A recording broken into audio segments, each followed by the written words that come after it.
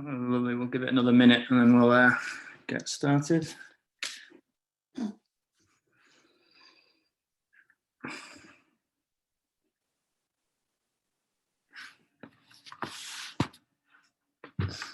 Okay.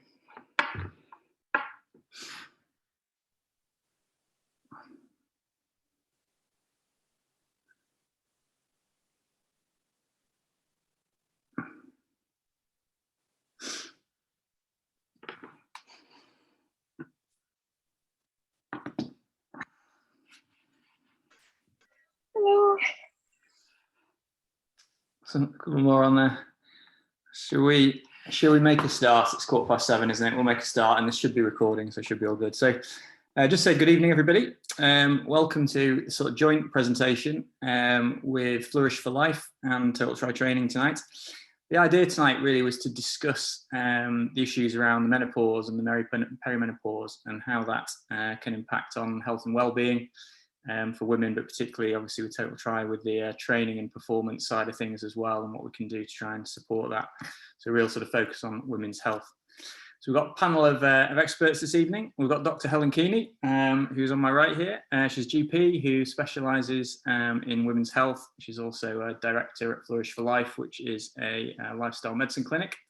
We've got Dr. Jules Strauss, who's a senior lecturer in exercise and health metabolism and co-founder of Total Endurance Nutrition, who TTT work with as well. We've got Claire Holliman, who many of you might know, one of the sort of longest standing TTT coaches and runs her own business, PT business too. And we've got Emma Bradfield, who very kindly has come on and agreed to take part to give us really the athlete's perspective on this evening as well. A couple of the usual sort of Zoom rules. If you can keep it on mute, please. Hopefully it should have put you on mute when you entered. Questions, I'll be sort of putting questions together. Thanks to those who've already sent questions in. We've had a great response already. But if you could put those on the chat, I'll be monitoring that, and then we'll do the questions and things at the end. So without further ado, Helen. Thanks, Tom. So, hi, my name's Helen. I've been a GP for over 17 years, and I've got a special interest in women's health and lifestyle medicine. So I've been an athlete with TTT since 2014, and like many of you, spend my life juggling the work-life balance around training, looking after my two boys, well, 3 if you count Tom. So it's great to see the women's health issues being talked about within TTT, and to have this opportunity to talk to all of you as female athletes, and especially to see so many of our male coaches on tonight. It's brilliant to see that they're here to understand more and to look to further support their athletes and maybe some of the women in their life as well. So for this evening, we're going to focus on the perimenopause and into the menopause, and I hope you find this conversation around this topic thought-provoking. It might bring up some more questions that hopefully we can answer, and it might be useful for yourself, your future self, or maybe someone you know. So we'll just move on to the next slide. Well, that's me. The time leading up to and around the menopause, from my experience from talking to many women over the years, can be quite a confusing time.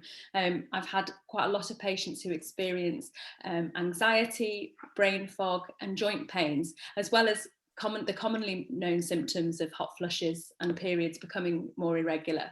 And a lot of these women experience symptoms for a really long time before even properly realizing what's happening to them or how they can be empowered to manage it. So, and too many women I see put up with symptoms and just try and cope. So this will happen to all of us, and it may be at the natural time of which we'll talk about later, or it could be even surgically induced or medically induced. But I really feel strongly, and hence why I'm chatting to you this evening, that we need to actively manage our perimenopausal time. So it's not only to help with symptoms that we might experience that could impact on our lives and training, but also for our long-term health and well-being. So as I mentioned before, I've just seen too many friends, patients that have, and women who haven't come for advice and help and have walked away from careers, relationships and hobbies that they've absolutely loved due to symptoms and impact on the menopause. So I know it's a massive cliche, but knowledge really is power around this time of life. And I feel really strongly that if all women have this information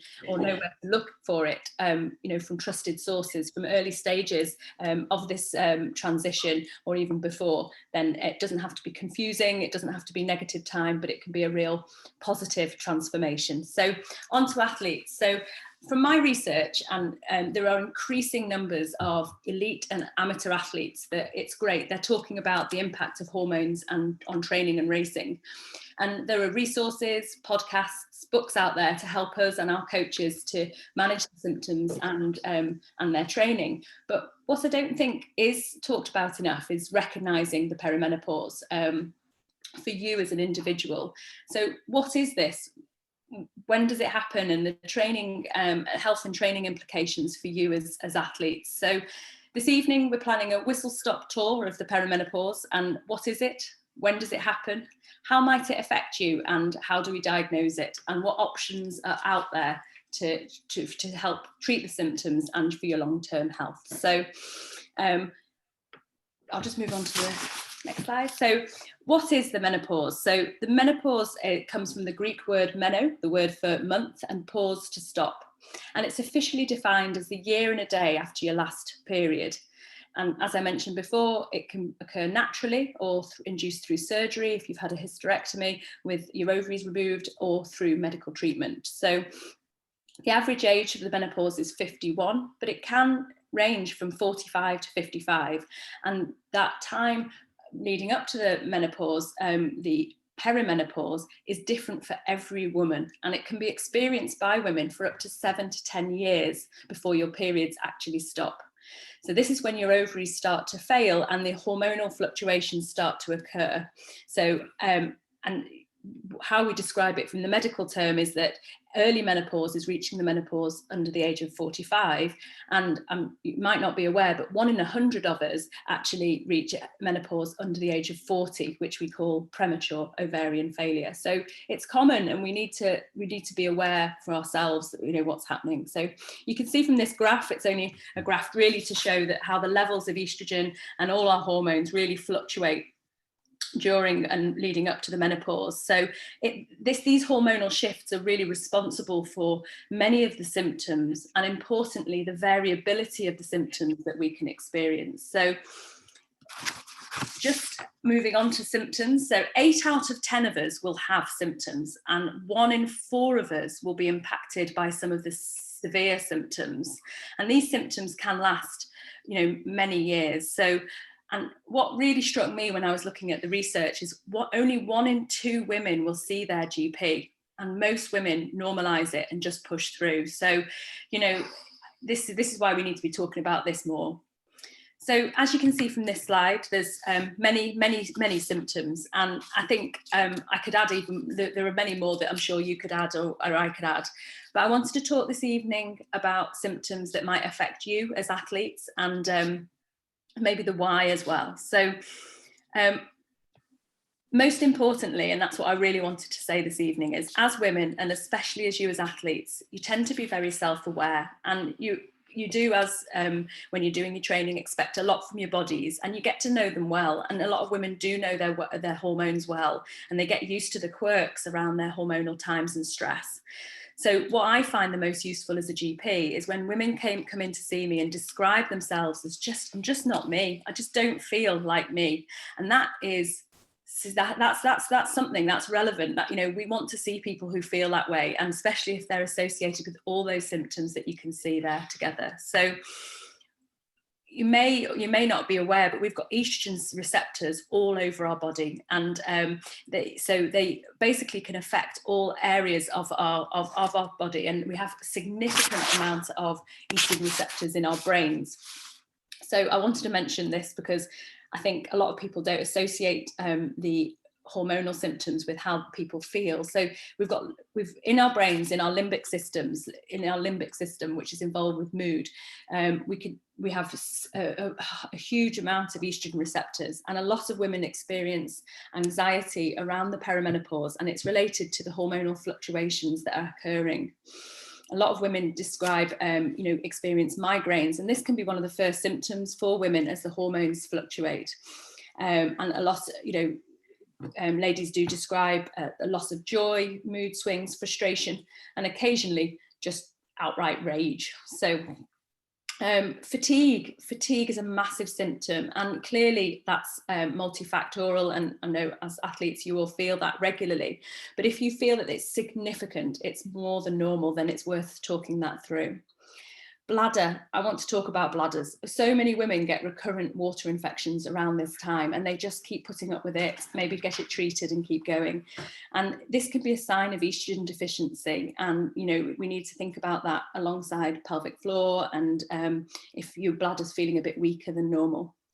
Vaginas, we do need to talk about vaginas, and I really wish we could talk about this more, because we talk about the gut microbiome, happy, healthy guts, but what we do, you know, do you know we also have a vaginal microbiome, and hormonal changes really affect the pH and the changes. So many women struggle with bacterial overgrowth, thrush, and I see again so many women who've self-treated and struggled and put up with sore and itchy bits, and yes, clearly, if you know, we've all ridden our bikes and given ourselves sore and itchy bits, but these, you know, if it's happening all the time and you think this is a shift, then please, you know, please get in contact. It's such an easy thing to treat, and some people suffer for too long.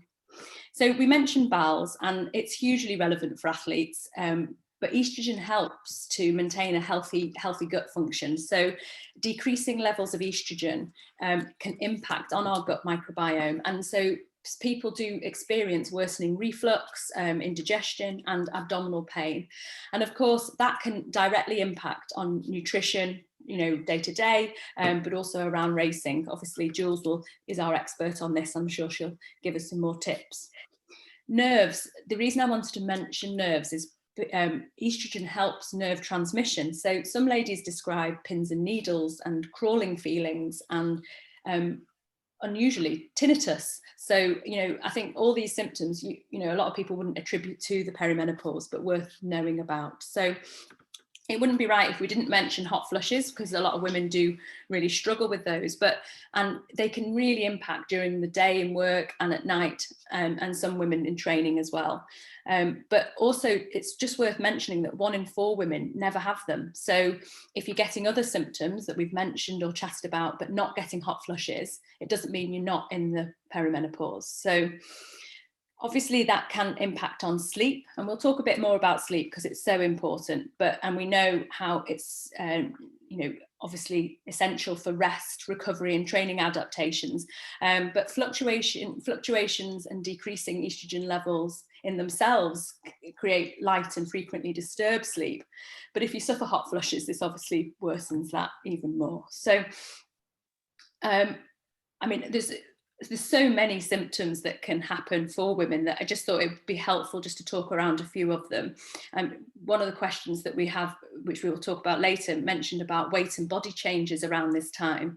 And I just thought it would be useful to explain why that happens for women. So as estrogen levels are falling, our bodies try to conserve fat around our abdomen, because the fat cells release a weak estrogen called estrone, and this is really very helpful. It doesn't really help the estrogen levels, and it doesn't help for our long-term health, but that's why we start changing and redistributing weight. So obviously I've mentioned a huge list, and there are many more, but I think that not me and just trusting in your own symptoms is really important. So I just wanted to move on to how do you know you're in the perimenopause? So a good history, just as we've chatted about, just you know yourself. So actually starting to track symptoms and look at, I know a lot of you do track your symptoms with Garmin's and Training Peaks, but just starting to use those different ways, and I've included some in the resources at the end, is really useful. If you're over 45 and you're starting to have symptoms like this that we've mentioned earlier, with changes in periods, or not even that, just noticing the different irregular symptoms you're experiencing, we don't even need to do blood tests. We just a good history is enough. Patients under 45, we do tend to do blood tests because that helps just to exclude other things as well. And obviously, use, if you're on contraception, depending on which one that is, that can impact. So in the resources later, I've also included a questionnaire that's quite useful to go through, because you can run through the different symptoms and just see whether or not this might be something that you need to think about. So just moving on.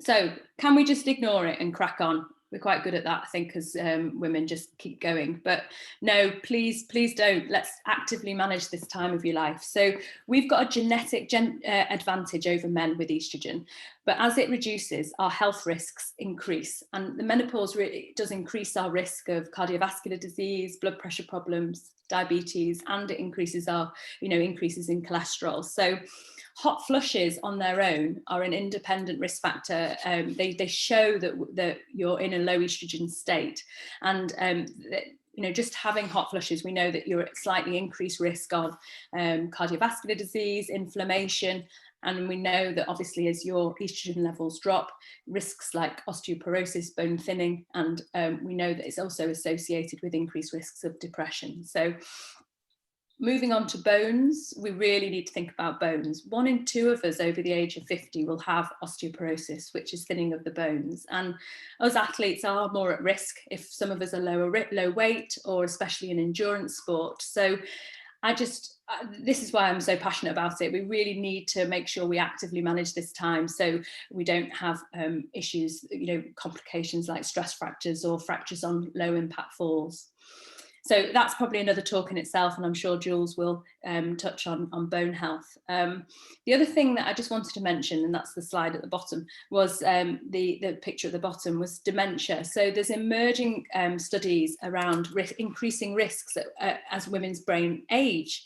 And there's a great TED talk that I've linked in with the resources from all the research so that's really worth a listen. But certainly we're learning more about that at the moment. So as I mentioned, treatment, we need to be self-aware, and yes, it's natural for most of us, but we just need to think about what other options we've got. So just before I go on to treatment options, I just wanted to mention REDS. So as we know, overtraining, fatigue, and not fueling correctly will impact on our stress hormones, and it will worsen our hormonal symptoms and our overall well-being. But we do know, with more research on relative energy deficiency in sport, that, which is again a bit too big a topic for this conversation, that a lot of amateur athletes are really at risk of this. And especially, I think, women trying to balance training, fueling to work with their hormones. This might be something that we need to think about around hormonal shifts as well. So maybe for another time. But so moving on to what can we do? So obviously one of my specialist interests is lifestyle medicine, and as you can see from the pillars here, all of these, if not quite looked after and kept in balance, can have an impact on your health regardless of what's happening. But with perimenopause and hormonal imbalance, it's really important. So obviously with we talked about physical activity. I mean, I don't need to talk to you about physical activity because if you're also, all very aware of it. But I think it's worth just being mindful of how the perimenopause and beyond can affect your training. So I know for many of you, and I'm completely guilty of this, that we just crack on with life and you get your green in Training Peaks and you feel good and you feel like you've got your box ticked for the day. But I would encourage you, especially if you are having hormonal impact and especially around this period of time, to really consider how you're feeling and communicate with your coach. Because if they're aware of what's happening and how your symptoms are affecting you, they can advise you if any training adaptations are needed. Jules is moving on to nutrition. Jules is going to talk about this, but I just want to say it's such an essential pillar, and there's some real evidence-based areas in this which can really help with hormonal health, around helping fatigue, mood fluctuations, and optimizing your bone health. So the 3 pillars I just wanted to briefly touch on this evening were sleep, stress management, and connection. Because after working with patients and a few athletes within Flourish in the lifestyle medicine clinic, and I'm finding that these pillars, and I'll hold my hand up that I'm one of them, that can get neglected. And the science and evidence shows that if you're stressed, your stress hormone cortisol rises and leads to inflammation and impacts on your health. And this will have an impact on training, injury, recovery, and your performance, but more importantly, your overall well-being. So we can see there's increasing evidence around yoga, mindfulness, and it's really compelling, the evidence, by incorporating a regular practice that can not only reduce your cortisol levels, but also improve your sleep quality, stress, and improve your hormonal health. So just worth thinking about. So moving on to medical treatment options. So before I go on to the hormone replacement, or HRT, a lot of you will know a bit about it. I do loads of family planning. So I'll just say before, with my GP hat on, don't forget contraception, because your periods are becoming irregular and just stopped for a few months doesn't mean you can't get pregnant. I've had a few patients who've had some late little surprises when contraception's been neglected. So just try, just always remember it. But anyway, I digress.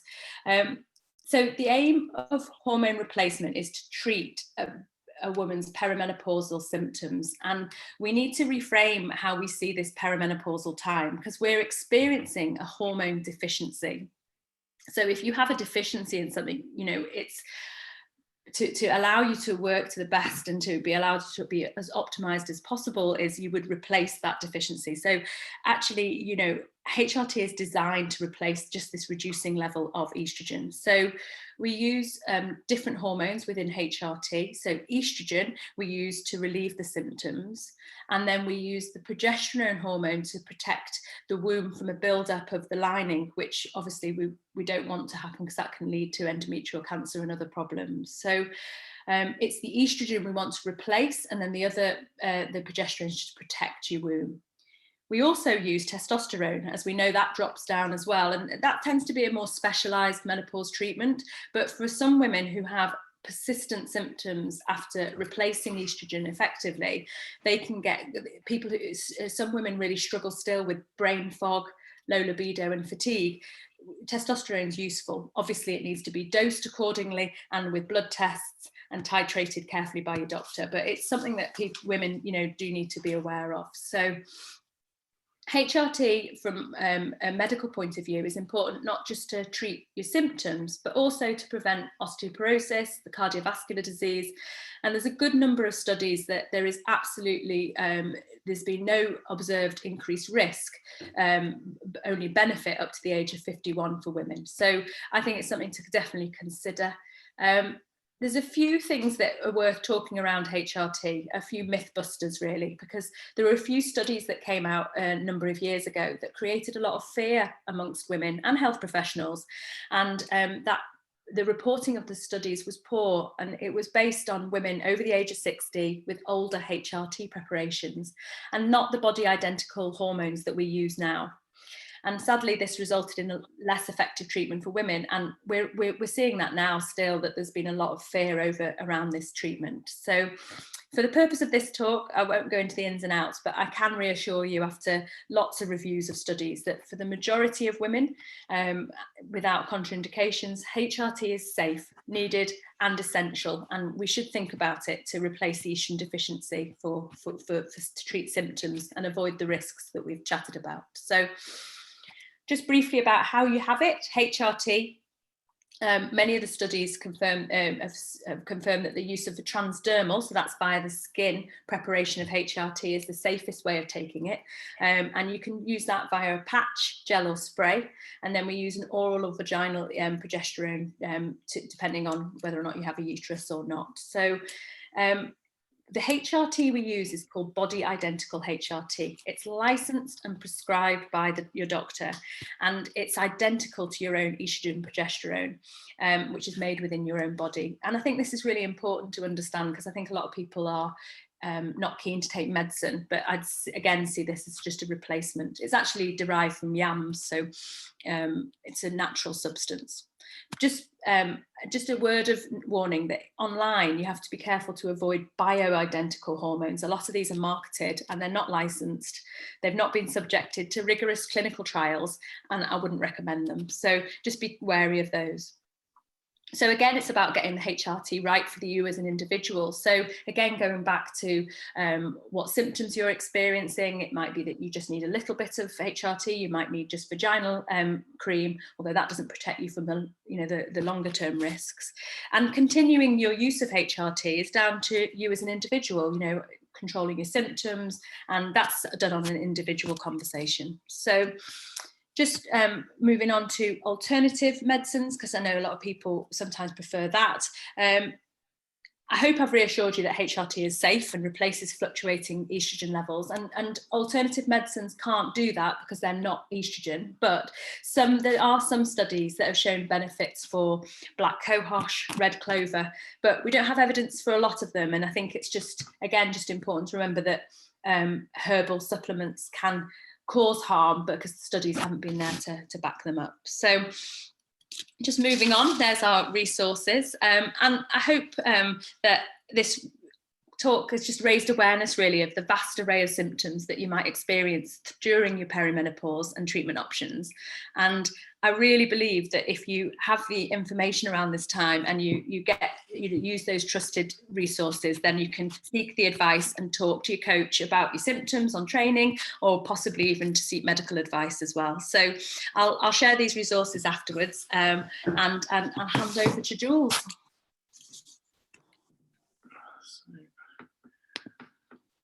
Just 1 second while we just let Jules take over. Where's Jules gone?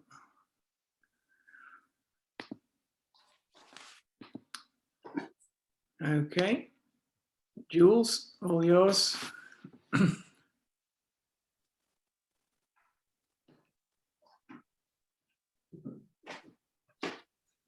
Thanks, Tom. Thanks, Helen. Okay.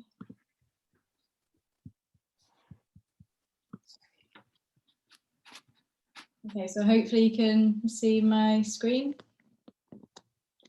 Okay, so yeah, I'm going to kind of focus in just on the nutritional aspects of what we can do around the menopause and the perimenopause time. And just by way of introduction, my name's Jules and I'm a nutritionist at Total Endurance Nutrition, and we have a partnership with TTT. So do get in touch afterwards if you've got any questions at all that I don't address during this kind of whistle-stop tour of how nutrition can maybe help alleviate some of the symptoms that you experience with the perimenopause or menopause itself. So in terms of why nutrition might matter, or what we can do by having good nutrition habits, the first, as I mentioned, is that nutrition really can be used to manage the symptoms that you might experience during either a normal menstrual cycle, or indeed any kind of variations that you go on to experience during the perimenopause or kind of post-menopausal state. Obviously, with that time, as Helen alluded to, there's kind of changes that we get in our bodies, and a lot of ladies report to us that these aren't necessarily always that favourable, and it takes some kind of understanding of things changing over time. But nutrition can of course be used to kind of optimize body composition and kind of control those changes that are going to happen, and optimize, I guess, those changes as they happen. But of course, as an athlete, we want to be able to do that without compromising the quality of the training that we want to be doing.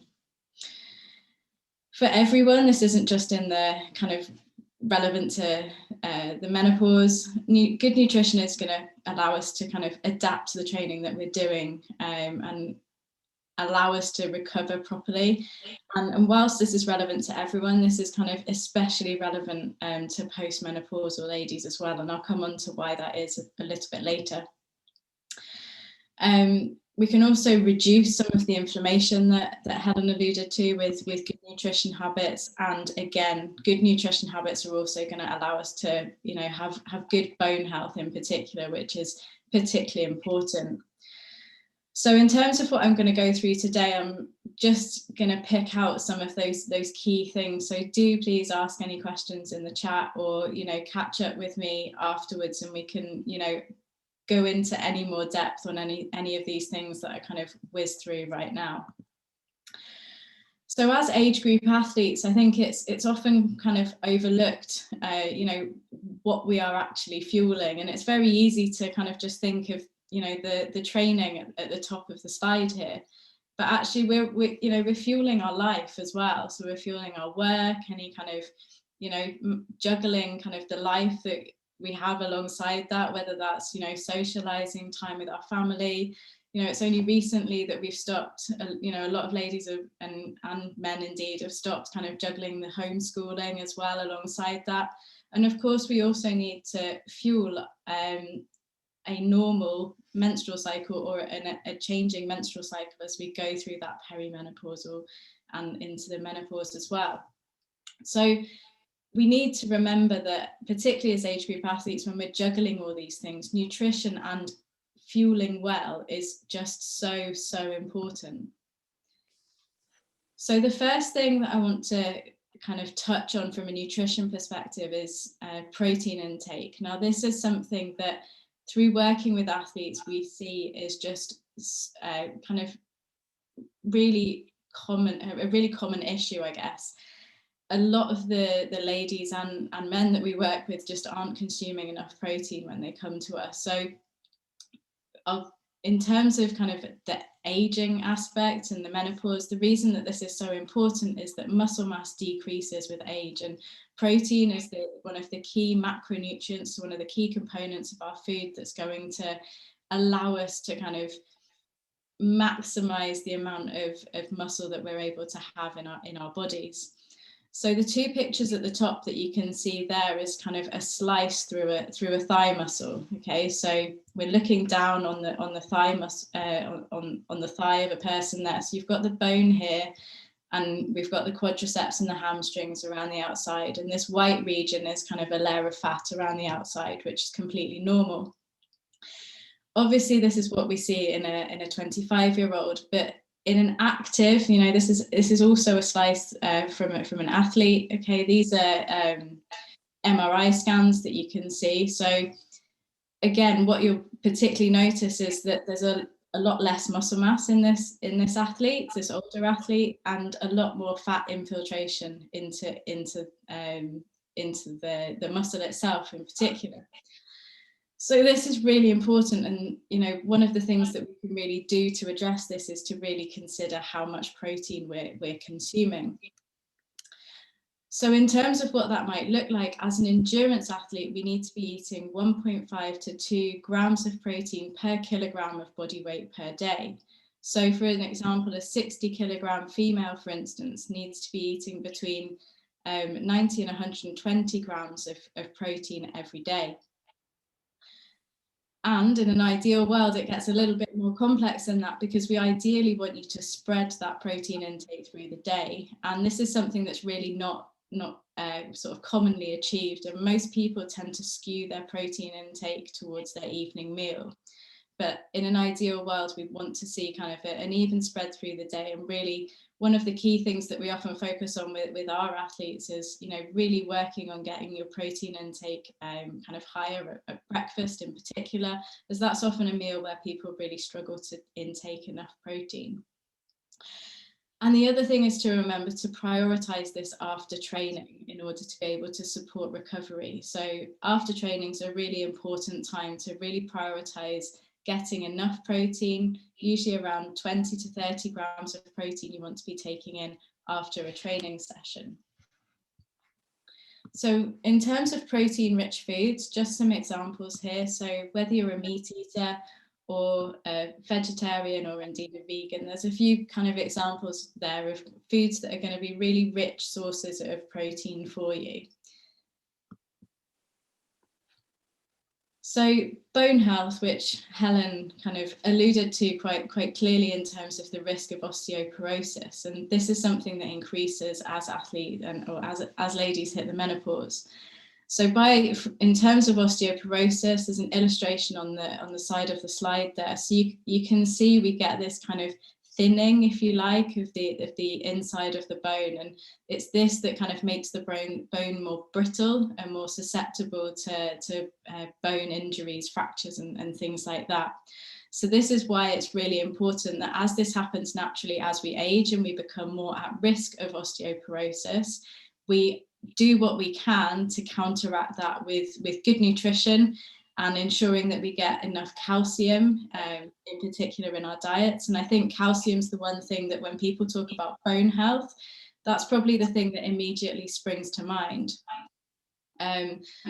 So calcium demands do increase after the menopause up to around 1200 milligrams per day. So that's what you want to be taking in. So in terms of real food approaches, ensuring you're getting enough dairy and things like that in your diet is a really good place to start. The other thing that in terms of bone health is important to consider though is vitamin D. So whilst most people kind of associate calcium with bone health kind of straight away, vitamin D is sometimes something that might not be kind of immediately linked, if you like. But vitamin D is actually just as important as calcium when it comes to bone health. Vitamin D plays a role in not just muscle function, but also in kind of adaptation and maintenance of bone health, as I've said, and it also allows us to minimize infection risk. And it's important though to remember that we shouldn't just supplement for supplement's sake, if you like, and it isn't in an ideal world that we would only use a supplement to correct a deficiency. However, living in the UK, where we have short hours of sunlight and daylight in the winter, and even the winter sun exposure that we might get is insufficient.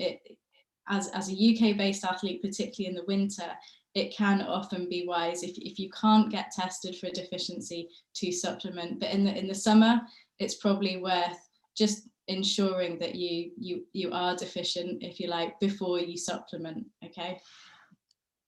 And in terms of the doses that we want, as athletes, we actually need more vitamin D than the regular public, if you like. So we're actually looking for 2,000 to 4,000 international units in terms of a dose each day. Okay, so if you're buying supplements kind of off the shelf, just check those doses, because those are usually kind of for the general public's RDA, if you like, and they're going to help those individuals hit those numbers, but they aren't necessarily enough for an athletic population. So that's something to also consider as well.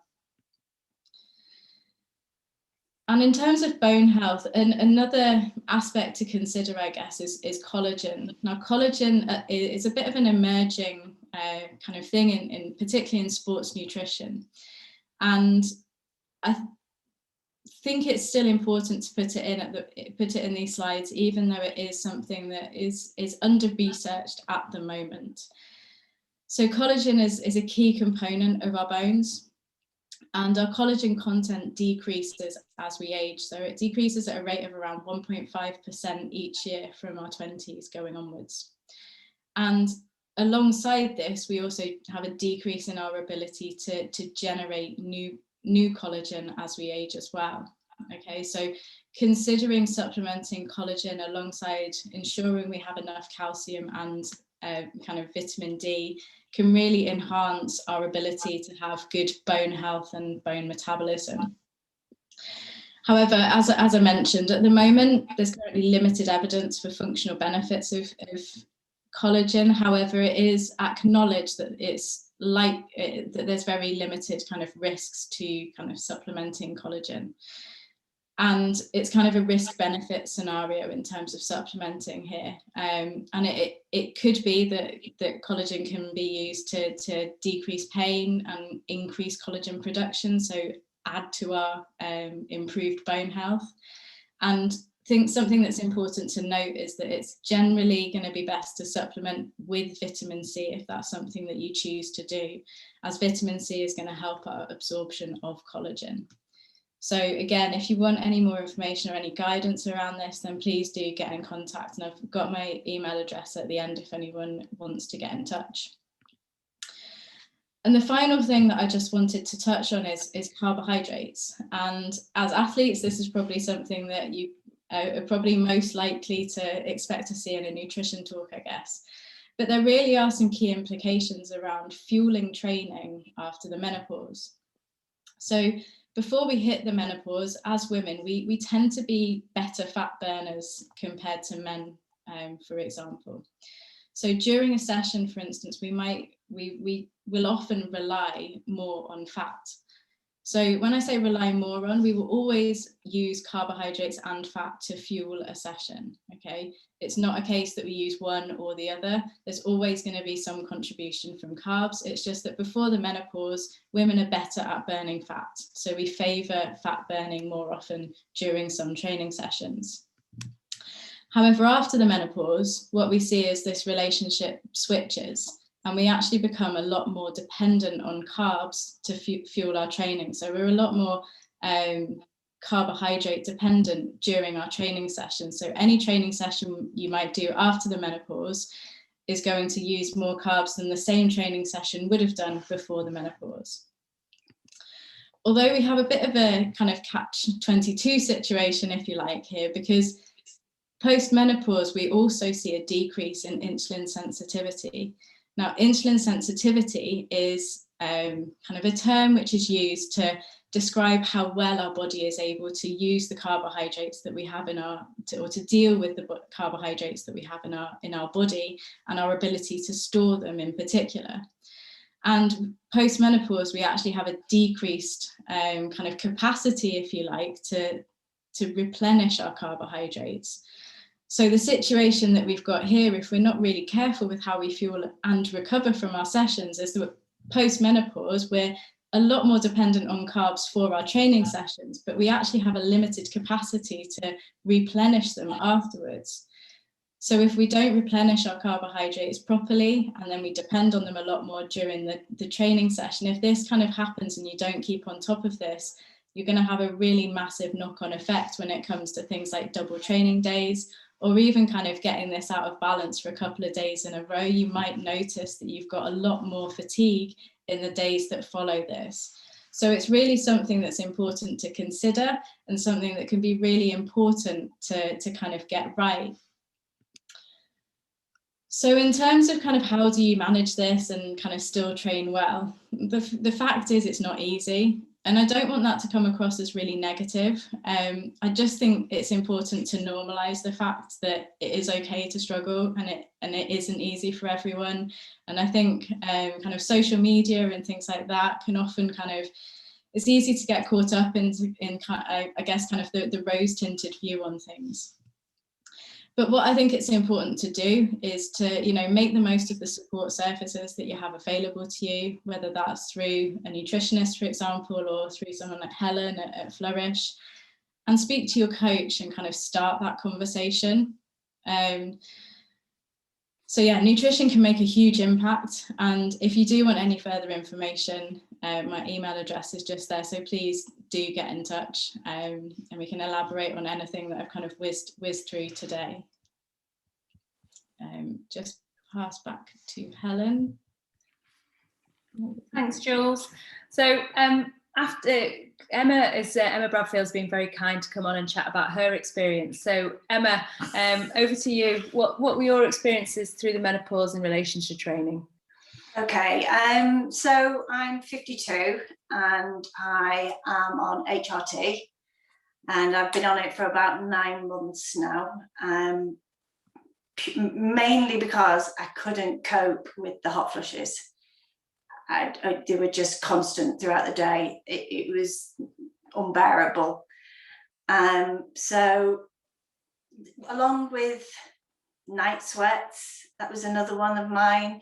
So you wake up in the middle of the night and it looked like someone had just chucked a bucket of water over me. So you'd have to get up, strip down, get back in bed. Then it's difficult to get back to sleep.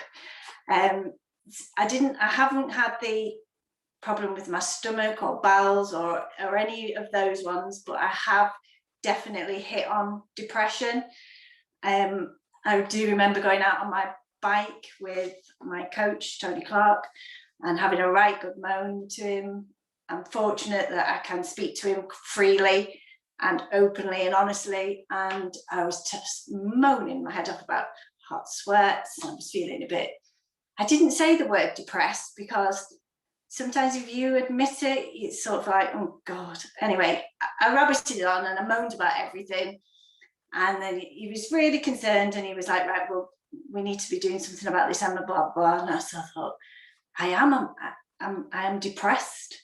I'm depressed. So, and I don't know if it was a combination of everything or just the hot flushes, that they were just insane. So I went to my GP and she put me on HRT, and it was a lifesaver. Within days, they just disappeared.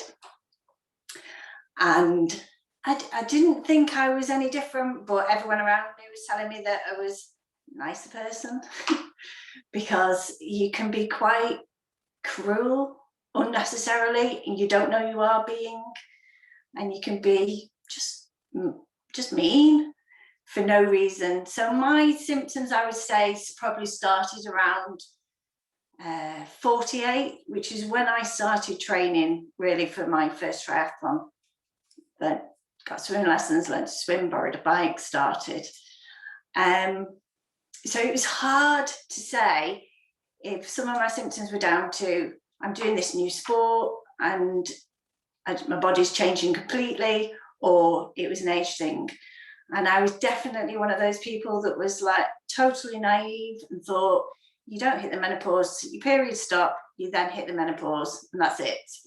I didn't realize for 1 second that it creeps up on you year by year by year by year, just little things. And if I could go back and have a word with myself in my early 40s and say, log your symptoms, make a note of this, make a note of that, I wish I had, but there was nobody to talk to. I didn't have anybody who'd experienced it in my family or in my circle of friends, because I'm probably one of the older ones. So it was just lack of knowledge and just plain ignorance, really, that I'll just ignore it. I'll go on, because if you admit it, then it is that admitting you're getting old. You don't want to be admitting you're getting old. So it was just, a bit of a vicious circle. But once I went to see my GP, I then started to read everything I could possibly read about the menopause to try and just give myself a head start and to understand things. But at the same time, I was asking my partner to read all this information too, because I think it's vital that he knows that these symptoms that I can't help the way I feel, I can't help what I do, I can't help these horrendous hot flushes, and he might think, oh, she's just making this up, or she's being a bit dramatic. So I purposely say to him, right, I've just read this, please read this so you understand as much as I do, because I think it's just as important for him.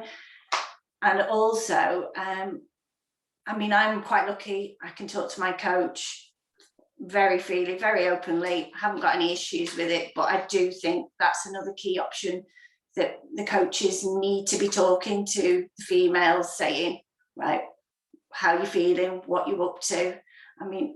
My coach seems to know when I'm tired before I know I'm tired. It's like, Emma, you tired? No, I'm fine. 2 days later, oh my God, I'm exhausted. So it's just that open relationship is vitally important. And I don't see the issue with having a male coach. I think you should be able to talk to them freely and openly as if you could a female coach.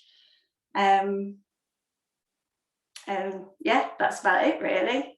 Oh, thank you, Emma, because I know you it was just really nice to hear your experience, but also I think chatting, it was, you almost said you wished you'd known this earlier, and I think that's what we're trying to do, and that's why you were prepared to come on and talk, weren't you? So yeah, exactly.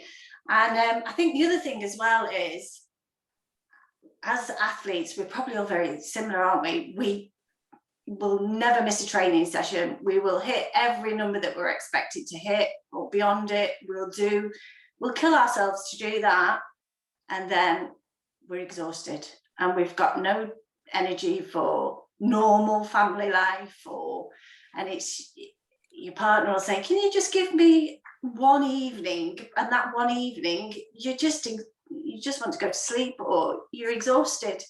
So rather than sort of try not to smash every training session, which I am guilty of doing, is just, maybe take it easy occasionally, and then you're not completely exhausted for the rest of the time. I think tiredness is a big thing. I think tiredness is one of the big things. tiredness, hot flushes, and sort of just sometimes being a bit unkind unnecessarily. Oh, thank you, Emma. No, that's really kind. So I'll hand back over to Tom because he's going to manage the questions for us. Thank you very much. Okay. So what we've been doing, we put things out on social media before this, and we had a really good response. So thanks to everybody who sent questions in. We've had a couple more on the chat tonight. If people have got burning questions, if you could put them on the chat, with sort of 30 plus people on here, it's going to be difficult to manage. So if you put them on the chat, and we can put them to the panel there. So we'll start with one probably for Helen. When the hell does it end? Thank you then. So I mean, I think that's a really difficult question. Like, we know, as I described before, that it's a transition, and for a lot of women, actually, you know, it can be so variable. So I've got some women who don't even notice, and I've got some ladies, sorry to break it to us ladies, that are still flushing and having symptoms into their 80s. So it can be a huge variability, and like I said, it's very individual. Okay. So I'm finding it hard to juggle family, training, work, and manage expectations, as Emma's just been describing there, around what I'd like to be able to achieve and what is reasonable to expect of myself. This creates anxiety, especially when you see so many women look like they are coping fine. Any advice? Claire, perhaps you could take that one. Yeah, this one comes up a lot.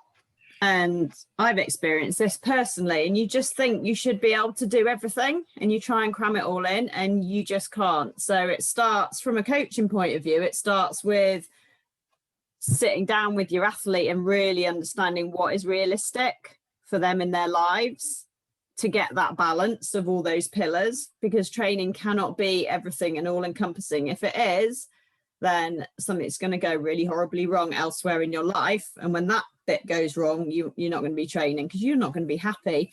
So it's a case of being realistic, managing your expectations, talking to your coach and talking it through of what is a sensible weekly schedule. What are the key sessions that would be really good that you could hit, and what are the ones that can go if family needs attending to, or if you're tired, so that you get quality and it's not just about trying to hit 15 hours a week just because somebody else is. It's so individual. And the only way your coach can find that out is by watching how you respond and communicate with them. You've got to feed back. You've got to have a really open communication going, and at the start being upfront about what is realistic, and then you can plan accordingly and juggle it. And also the other thing is being flexible with yourself, not trying to do everything. Things can bend. It's not the end of the world if one day goes wrong, because we've got the whole year or the whole whatever cycle you're in. So 1 day, 2 days, if you need to take 3 days off because something's going wrong, you know, you readjust. So I think, yeah, communication with your coach and being realistic would be my advice there. Brilliant. Thanks, Claire. One for Jules. I've tried all sorts of diets to help. Are there any proven foods to help stop hot flushes, or any supplements you would suggest? For me, the answer here, and again, it's not meant to come across negative, but is no, not really. I think the best thing to do from a diet perspective is just to try and eat really well, fuel your training really well, so that you're not kind of creating additional stress in your body. The hot flushes are resulting from hormonal changes. So yeah, just eating a healthy, nutritious, nutrient-dense diet, and ensuring that you fuel your training well and recover, fuel your recovery from training well, is probably the best approach to kind of not just hot flushes, but get kind of an overall management of the symptoms from a nutrition perspective. Okay, brilliant. Thanks, Jules. Another one coming, and I think there's a few male coaches on here. As a male coach, how should I raise this issue with a female athlete? And I think, you know, that's a really good question. It's something most blokes feel very awkward about talking about, addressing, but as we're hearing tonight, it's really important. And I think personally, it would be just a very sort of honest approach, but signpost the conversation. So, you know, something along the lines of, you know, we know that one of the things that can impact on training and performance and well-being are hormones. Are you happy to discuss your cycle or where you're at, you know, with that? They might say, no, God, I only signed up with TTT to get some more interesting swim sessions, in which case you back away a little bit. If they come on and say, oh, fantastic, yeah, that's what we need, as Emma did with Tony, then I think that's really important, but just an honest and straightforward approach. We'll have one from the thing. So we've got a question for Jules. Would you recommend non-dairy calcium sources? What do you recommend? Oh, sorry, what would you recommend as non-dairy? So yeah, non-dairy calcium sources. Non-dairy calcium sources, kind of your green leafy vegetables are kind of a good place to go for kind of non-dairy calcium, and also whole grains as well are another kind of place to go, other than if you're as a non-dairy source there. Those are probably kind of the two key ones that I'd suggest. Okay, brilliant. Thanks for that. Another one about HIIT training. So I've been reading that as a perimenopausal athlete, HIIT training will help manage my metabolism. But overtraining is quite easy. How can I combine this with riding, racing, swimming and running and HIIT without feeling exhausted all the time? Claire, you're blowing out of your cheeks there. Do you want to take that one? I was just thinking, you've got to work out where the priorities are there. So are you getting some form of HIIT training in that running, cycling as well? So how is it balanced? Do you need to be doing the HIIT alongside the other stuff?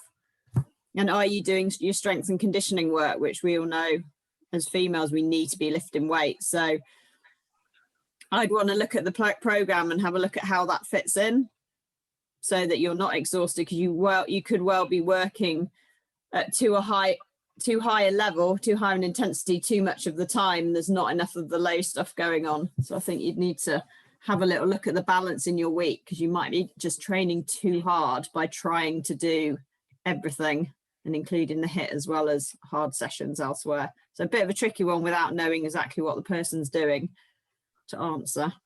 Yep, no, okay, great.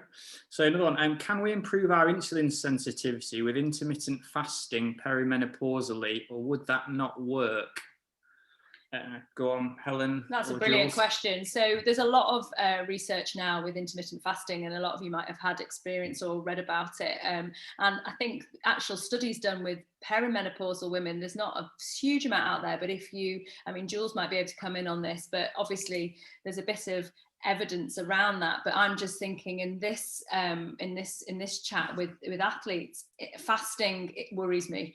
So I'm sure Jules is nodding enthusiastically there, but fueling is absolutely key. And my concern is actually, I think as women, especially around this period of their life, the tendency to underfuel or fuel with the wrong stuff is more of a risk. Jules, do you want to jump in on that?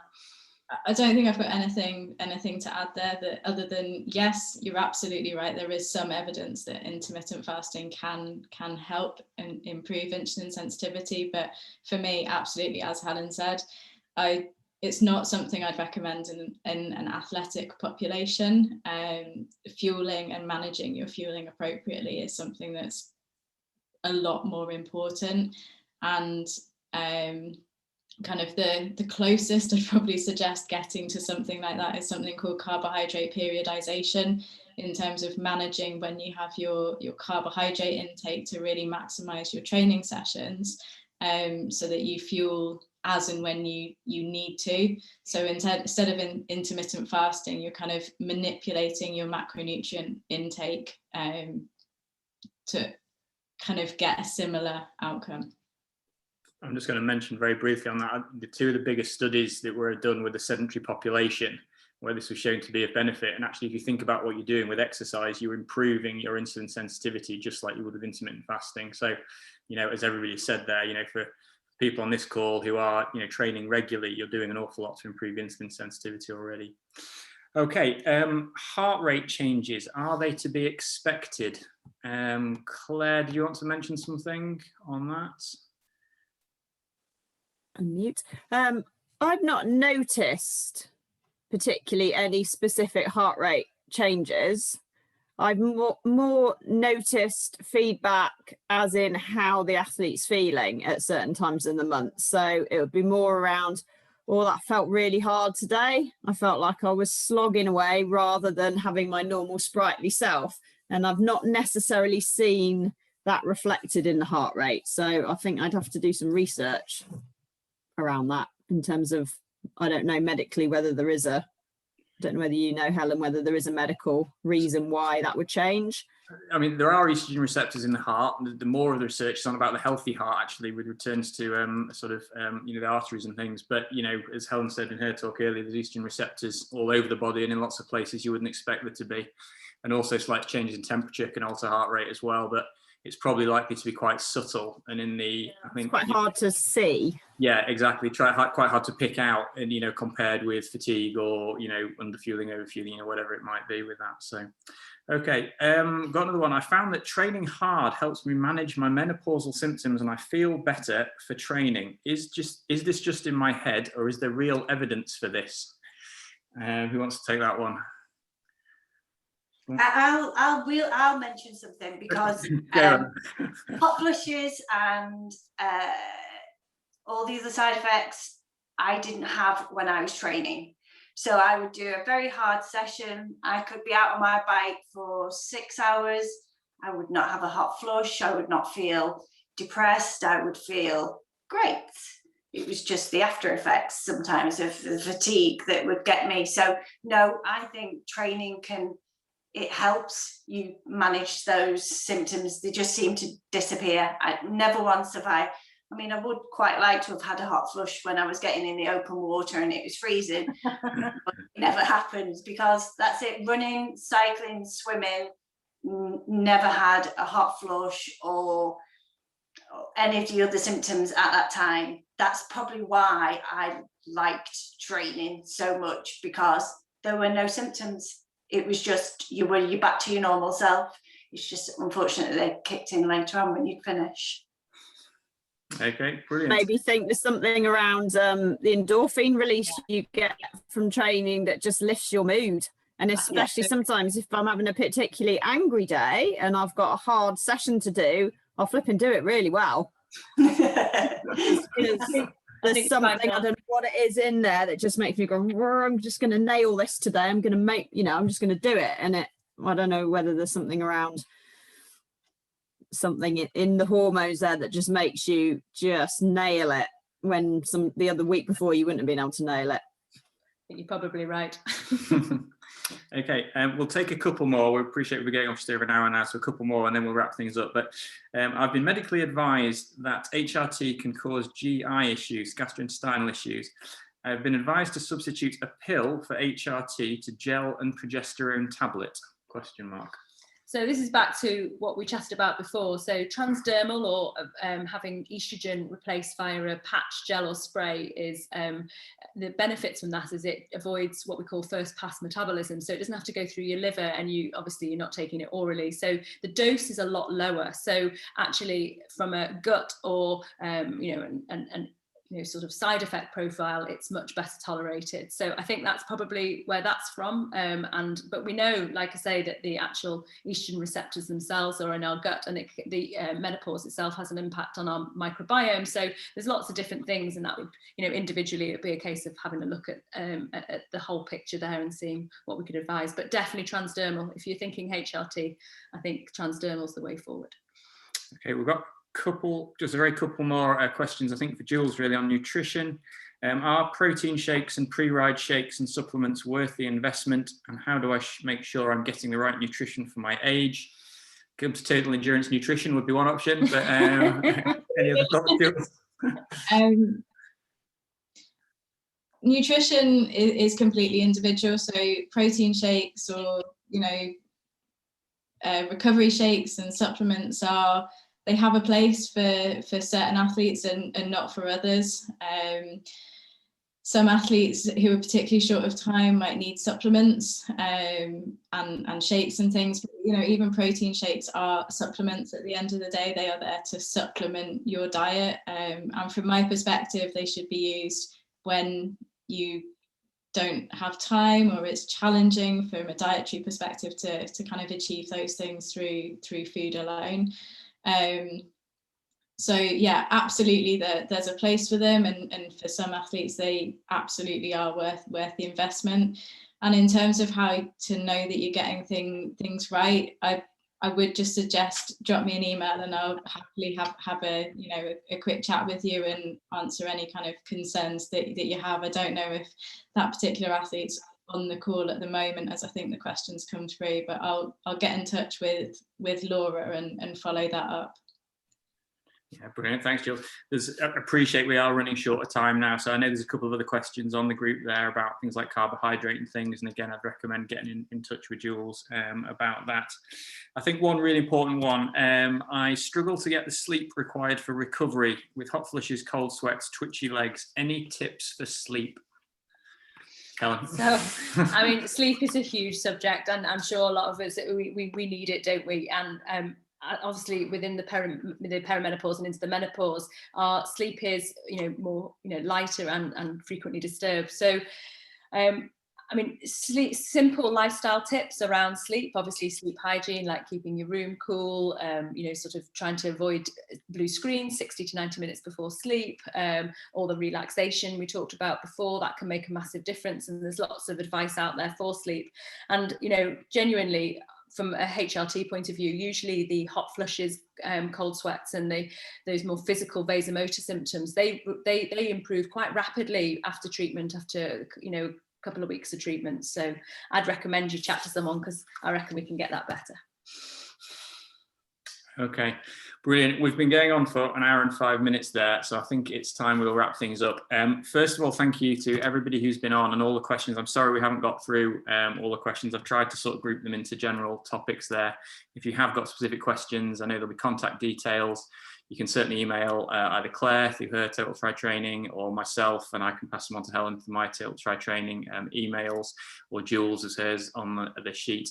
We'll send out, or Joe's on social media, the resource slide that Helen had, and if Jules wants to add anything to that as well. So there's things there people can follow up on if they want. The other thing to say, it'd be really useful for us, a bit of feedback on the session if you enjoyed it, if you'd like. There's obviously a huge number of other topics we could cover along these kind of lines. So again, feel free to drop Claire or I an email, and we can certainly look into that. We hope you found it useful. So a huge thank you to Helen, to Jules, to Claire, and to Emma for all their contributions today. That's been absolutely fantastic. And thank you to all of you, and hope you found it useful. Thank you very much.